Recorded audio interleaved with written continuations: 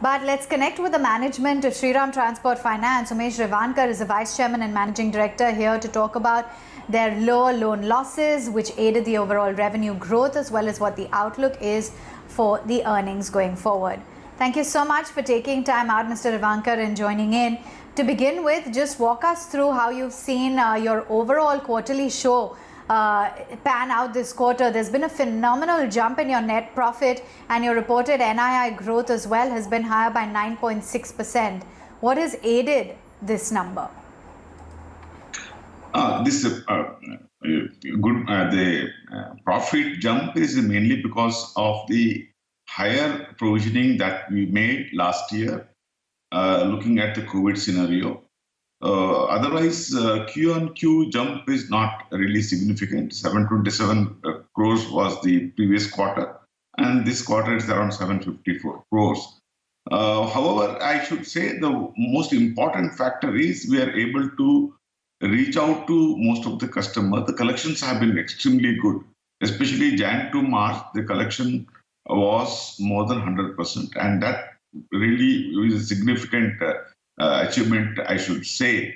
And the NPA, if you look at stage 3, that also has come down to 7.06 level. We have been improving Q on Q on the same. And the credit cost, which we gave a guidance of 2.7 in the beginning of the year, it ended up with 2.48 for the full year. So all those factors really helped us. And activity levels and our able to reach to customer were quite good in the last quarter, Jan to March. Okay. Mr. Revankar, on the asset quality front, are you expecting any stress due to the impact of the second wave? Given the severity of what we've seen play out, what kind of jump in gross NPAs and provisions are you penciling in? Right now, we're just studying the market situation. Up to April 15th, it looked reasonably normal for us. But once the lockdowns have been put, there has been slowdown in the movement of the people, movement of the vehicle. But there is no stoppage for commercial vehicle anyway, whether it's essential or non-essential. They are free to move. And industrial activities in certain locations would have slowed down. And otherwise, the business is as usual, is what I feel as far as the movement of vehicles are concerned. Yes, people movement have been restricted, and that will have some challenge in reaching out to customers for us. But since last year, we have moved significantly on the digital play. We're able to collect most of the collection through bank and digital mode. So it should not really impact our collection.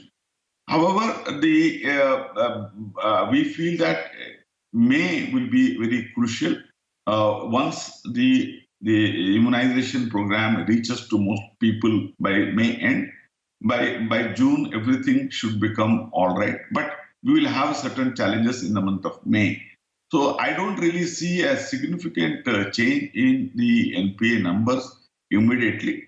And I feel first quarter, there could be a slight increase in stage 2 or maybe stage 1 assets. Stage 3 may be marginal. It may not be significant. But if the Q2 and Q3 are good, we should be able to come back to the normalcy. That's what I feel.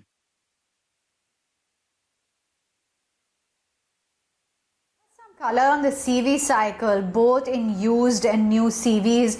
What has been the impact of the localized lockdown here? The impact is not really big on the movement of the commercial vehicle because they are not being subject to any kind of a restriction. They are able to move. But the consumption levels have come down in certain pockets, and therefore there would be less movement. But essentials are moving as usual. So I don't really see. The only thing that is likely to happen, the demand for new vehicle, which picked up in the last quarter, is likely to slow down. So in April, the lending has come down and the demand for new vehicle has come down drastically. And May also, it may continue to remain same. maybe by June things will pick up. But however, in the month of May, it is a harvesting time where the winter crop comes to the market, and there would be a lot of activity in the rural area, and that should keep the commercial vehicle busy in the moment. Okay. Now, last quarter, the company had given a double-digit growth guidance for FY22. What's the outlook now? Do you think that due to the current COVID situation, this could hamper the company's growth outlook, or are you sticking to the previous targets? We are sticking to the previous guidance because that pent-up demand is so much. In fact, we could see the increased pent-up demand for more number of vehicles, both used and in the new. And it gets just postponed by a month or two because none of the infrastructure activities are stopped. Real estate activities are moving on. So demand for the essentials are very high. And even the consumer goods movement is the only segment that would have slowed down marginally. But with e-commerce being very high, I still feel the demand would be reasonably good throughout the year. Maybe first 2 months it will be a little lower.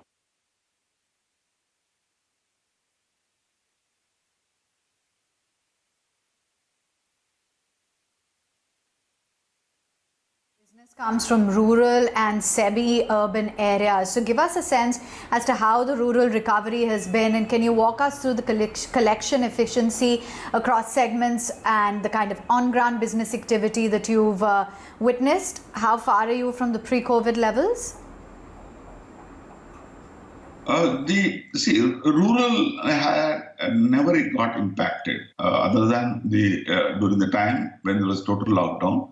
Rural never got impacted throughout last year, and even this year, I don't really see rural will have impact. Yes, the COVID infection has spread in the rural area, unlike in the last year, which was virtually isolated rural areas. But I really don't see any challenge on the commercial activity there. There would be a certain discipline and some restrictions by the local authority, and that probably we should be able to handle it well. And once the immunization goes on, maybe we should be back to the business in the full swing. But I'm quite hopeful that the rural economy and the rural demand will continue to remain strong.